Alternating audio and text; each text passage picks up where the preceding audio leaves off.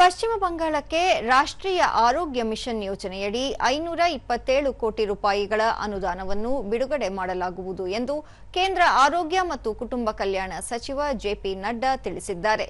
ನಿನ್ನೆ ಪಶ್ಚಿಮ ಬಂಗಾಳ ಮುಖ್ಯಮಂತ್ರಿ ಸುವೇಂದು ಅಧಿಕಾರಿ ಹಾಗೂ ಇತರ ಹಿರಿಯ ಅಧಿಕಾರಿಗಳೊಂದಿಗೆ ಜೆಪಿ ನಡ್ಡಾ ವರ್ಚುವಲ್ ಸಭೆಯಲ್ಲಿ ಪಾಲ್ಗೊಂಡಿದ್ದರು.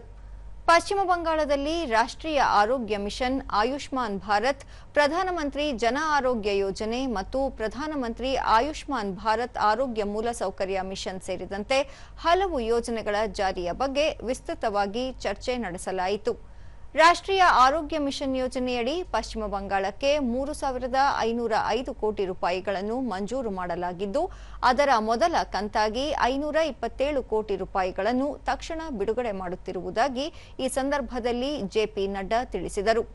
ಈ ಅನುದಾನವನ್ನು ಬಳಸಿಕೊಂಡು ಪ್ರಸಕ್ತ ವರ್ಷದ ಜುಲೈ ತಿಂಗಳಿನಿಂದಲೇ ಪಶ್ಚಿಮ ಬಂಗಾಳದಲ್ಲಿ ಆಯುಷ್ಮಾನ್ ಭಾರತ್ ಯೋಜನೆಯನ್ನು ಜಾರಿಗೊಳಿಸುವುದಾಗಿ ಪಶ್ಚಿಮ ಬಂಗಾಳ ಮುಖ್ಯಮಂತ್ರಿ ಸುವೇಂದು ಅಧಿಕಾರಿ ಘೋಷಿಸಿದರು.